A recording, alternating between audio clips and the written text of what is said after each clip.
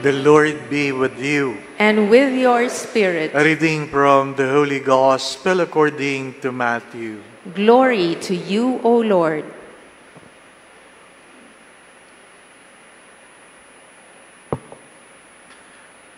At that time, Jesus walked by the Sea of Galilee, went up on the mountain and sat down there.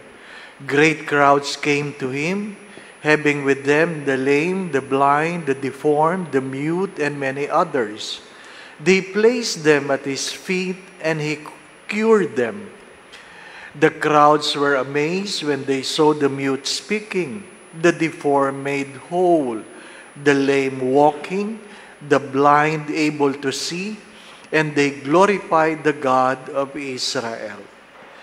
Jesus summoned his disciples and said, "My heart is moved with pity for the crowd, for they have been with me now for 3 days and have nothing to eat.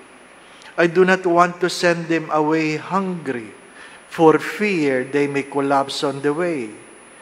The disciples said to him, "Where could we ever get enough bread in this deserted place to satisfy such a crowd?"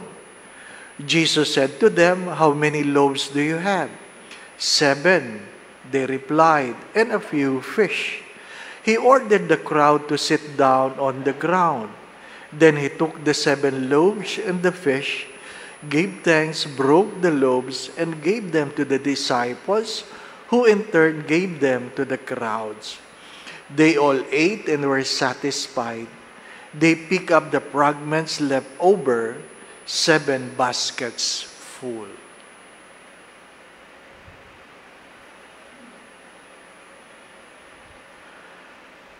My brothers and sisters, the Gospel of the Lord. Praise to you, Lord Jesus Christ.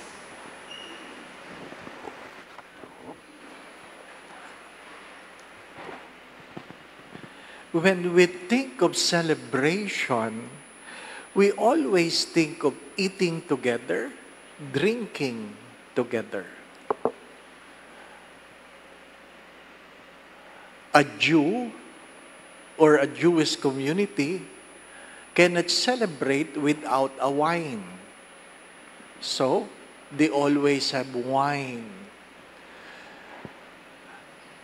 And if you want to give them a wine, it must be kosher, not ordinary wine.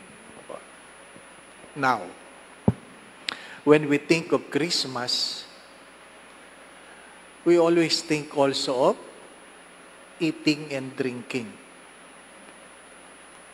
And most of the time, we think of Noche Buena, 500 pesos. We always relate celebration with food.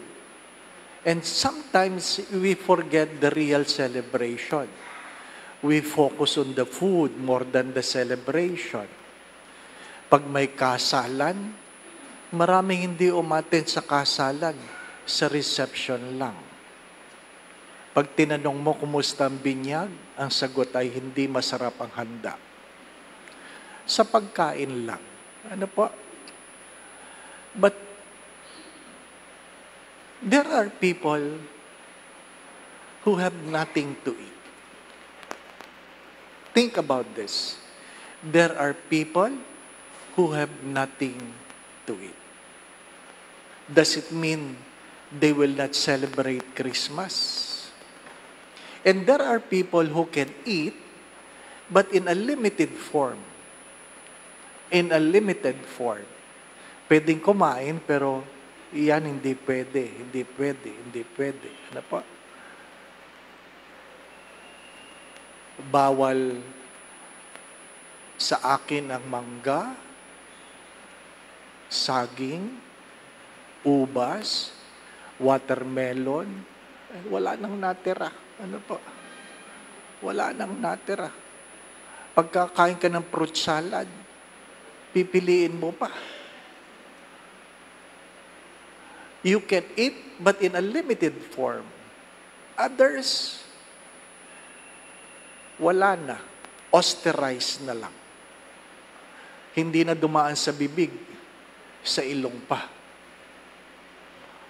Yung iba, wala na talagang panglasa. They can eat, but they can taste nothing. Yung iba, gamot na lang. Sandamukal na gamot, busog na sila. Di po ba? No? Yung iba sa inyo, ganyan. Ha? Yung inyong pillbox, ang dami. Di po ba? No? Yun lang ang inumin ninyo. Pwede na kayong hindi magtanghalian, busog na kayo. Di po ba? And there are people who can eat, there are food, they can taste it, but they are sad because they have no one to eat with. No one to eat with. Malalaman nyo yan. Ano po? A classmate of mine who was sent to the US to study, para makatipid, nakitira siya sa hospital, and during Christmas, hindi niya matiis. Nag-text siya sa akin, sabi niya, ang lungkot ng Pasko.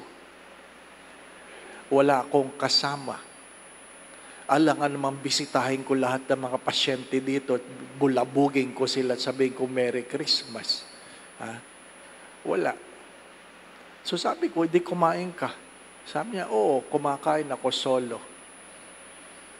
Oh, baka may alak ka dyan, uminom ka. Oo, tinataas ko. Kanina pa ako nag-cheer. Solo lang siya, di ba? Para kang baliw doon, di ba? Cheer. Ikaw lang kumakain, pero sabi mo, kain kayo. Di ba ba? Mabuti walang sumasagot. Di ba ba? Food is important. Taste is important. But company is also important. As I have said this many times, our Christmas was never been the same after we lost our father. Incomplete. Pag incomplete na ang lamesa, hindi na masaya minsan. Kahit may pagkain. Ano po? At pag ikaw ay matanda na, pag Pasko, hindi ka na nag-expect ng regalo. Kung nanghihingi man ng nanay mo ng regalo, hindi na para sa kanya. Pang-abot na sa apo. Hindi po ba? No? Bigyan mo naman ako ng pera. Ha? Hindi para sa kanya, kundi para sa mga apo. What is the first reading trying to tell us?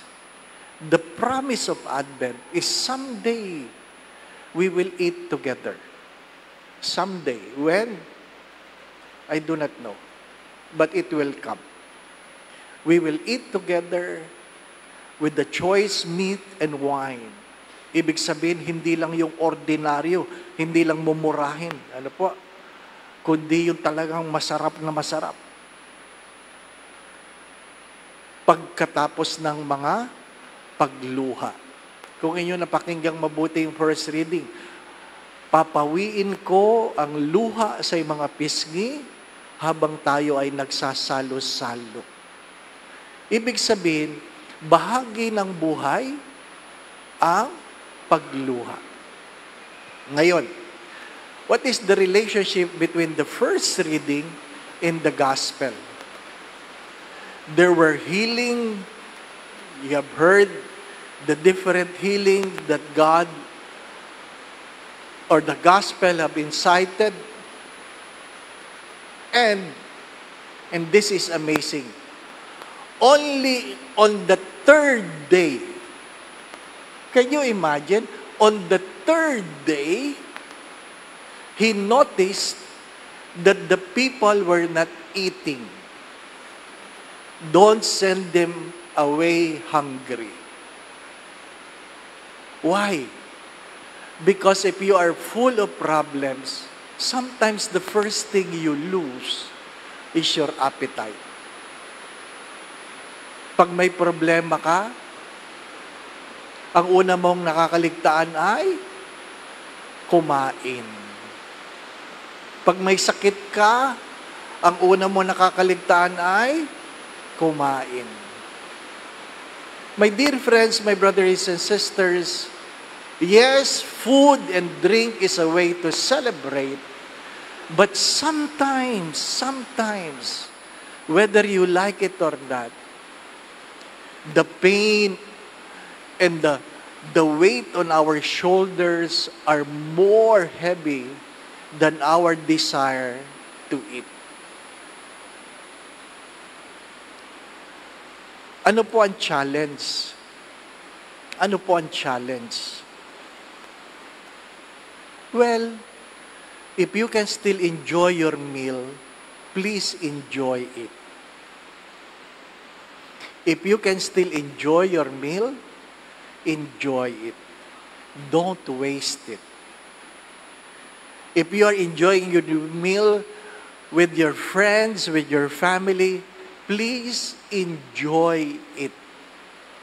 Because your company, your friends, your family will not be there forever.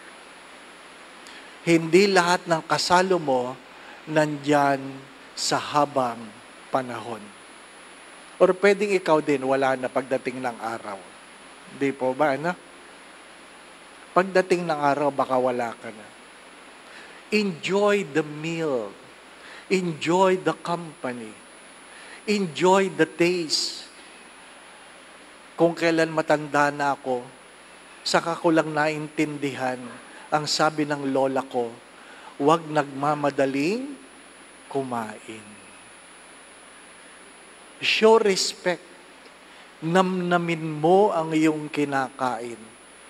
Pagpapakita ng paggalang, pagmamahal sa naghanda, a way of appreciation, a way of gratitude. My dear friends, my brothers and sisters, tandaan ninyo, kung luluha man kayo sa Pasko, hindi kayo nag-iisa. Ang pinakamahalagang bahagi ng Santa Misa ay ang pagsasalo-salo. Kaya lang nalulungkot ako. Na marami sa atin na nagkukomunyon, wala ang diwa.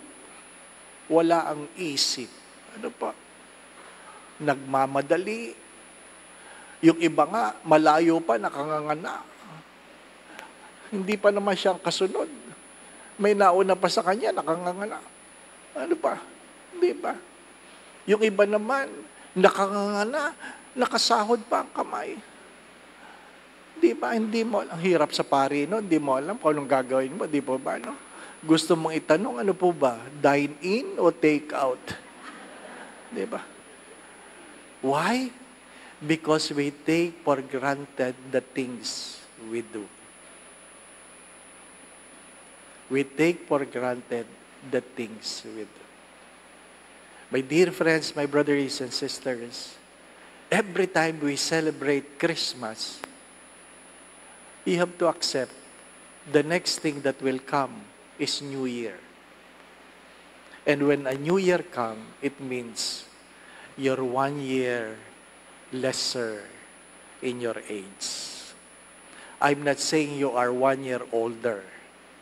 What I'm trying to say, if you have a number of years to stay in this world, it will be 1 year less in your life. So, treasure the moment. We don't have the luxury of what we have today. Amen. Allow me to read to you a text. I greeted a friend of mine, for it is her birthday today. After the greeting, sabi niya, "Salamat, Father. Please also include my mother in your prayers. She has a liver cancer. May tumubo ulit na nodule, this time multiple na." And I asked her friend about it. Sabi nung kaibigan niya, sabi niya, "Oo nga, Father, payat na payat na." What I'm trying to say, pwede kayong kumain kahit hindi Pasko. At ang Pasko hindi tungkol sa kainan. Pwedeng kumain kahit hindi Pasko. At ang Pasko, hindi ibig sabihin kainan. The message of Christmas is hope, not food. And remember this, as I always say this, please take care of yourself. You will not be strong forever. You will not be healthy forever. The people around you will not be there forever.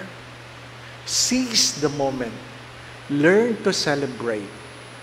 Eat while you can eat. But if it's time for you to shed tears, do not be afraid. Amen. The Lord be with you. And with your spirit. And may Almighty God bless you and your family, the Father, the Son, and the Holy Spirit. Amen. The Mass has been offered. We go in peace to love and serve the Lord. Thanks be to God.